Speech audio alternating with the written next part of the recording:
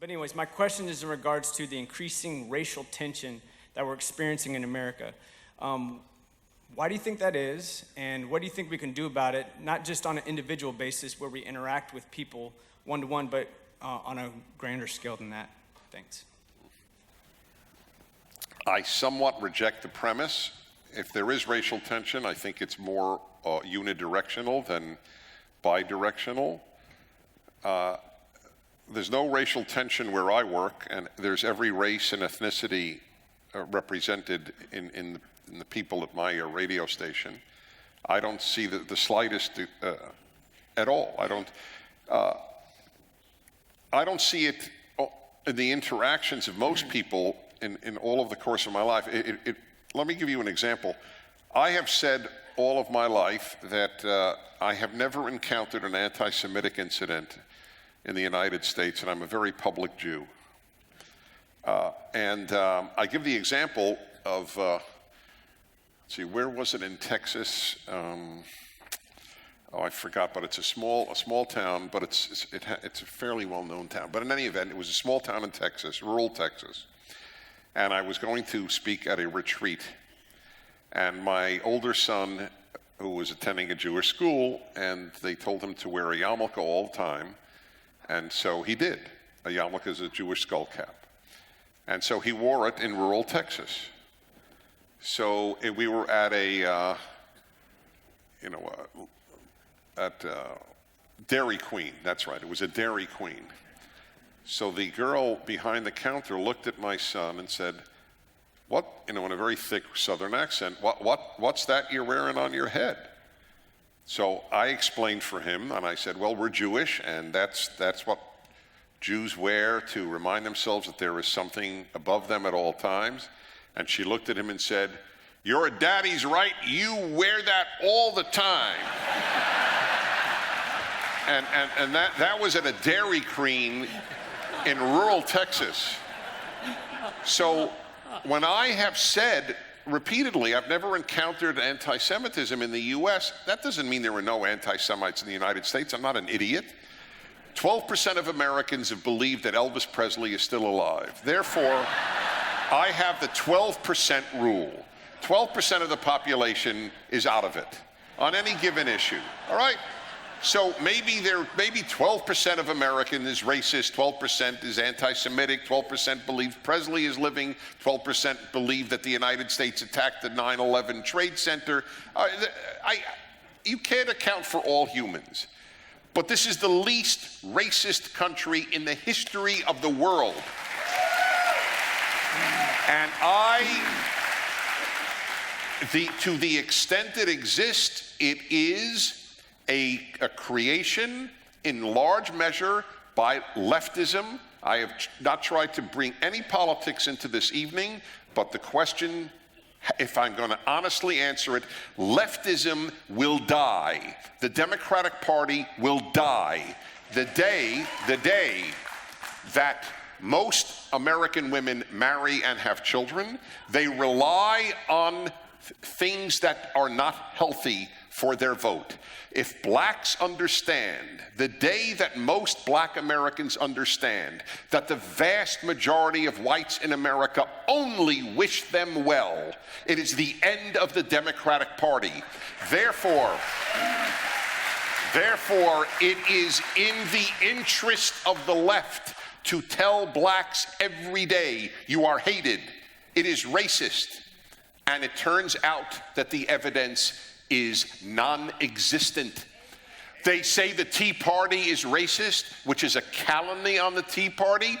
The Tea Party were the single biggest supporters of the only black to be among the Republicans running for president. And here is my ultimate question. It's all values to those of us who are Judeo-Christian and or conservative, even secularly. And here is my proof question. I have asked this to audiences of conservatives in the thousands. Okay? Would you rather a Supreme Court of 9 white, Christian, heterosexual, male leftists, or 9 black, lesbian conservatives? It is all about values, and that is why it is a value issue. This country, here's one final thing. I have a lot of passion on this, obviously. I do. I make no apology for it. Calling America racist is a libel. It is just a libel. And Jews are used to libels because we were libeled so much about killing Christian children for their blood for matzah. So I hate libels. And this is a libel on America. This country is so non-racist. Do you know this statistic from the New York Times? More black Africans came to this country willingly to immigrate here than came as slaves. How many people know that statistic? I'll bet you no one at Harvard and no one at UCLA has ever been told that by a professor, because it's too true and too good about America. Because the Nigerian who moves here and the Ghanaian who moves here and the South African who moves here does it because they know how good America is to its blacks.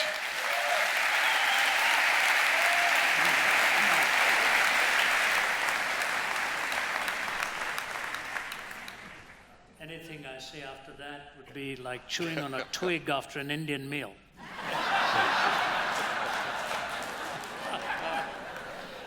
You know,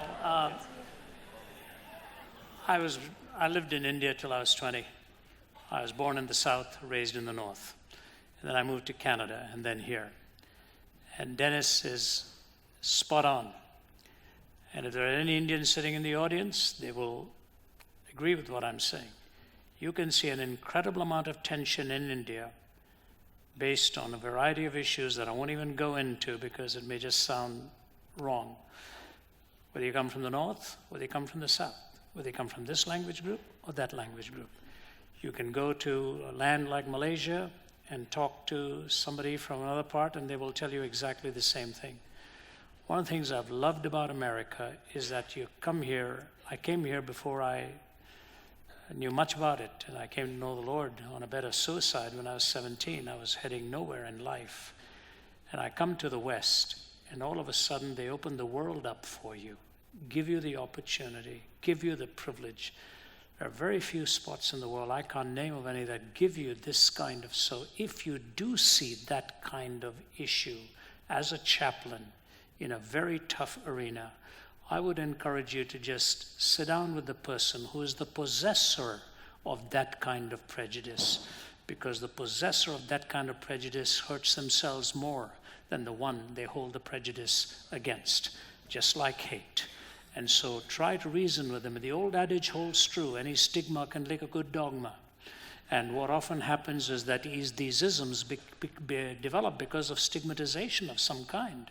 Sit down with the individual and you can help change a lot of lives if you do see them holding on to that kind of sad and unfortunate look at a whole group of people, whatever they may be. And the great privilege you have is of carrying the word of God, that you and I are created in the image of God. What a compliment God has paid to you and to me in that. He has given you a great opportunity in a chaplaincy to deal with some very real issues. May He give you wisdom on what to say, when to say it, and to whom to say it. You can change a lot of hearts if indeed you're encountering that. That's what I would say to you. Yeah.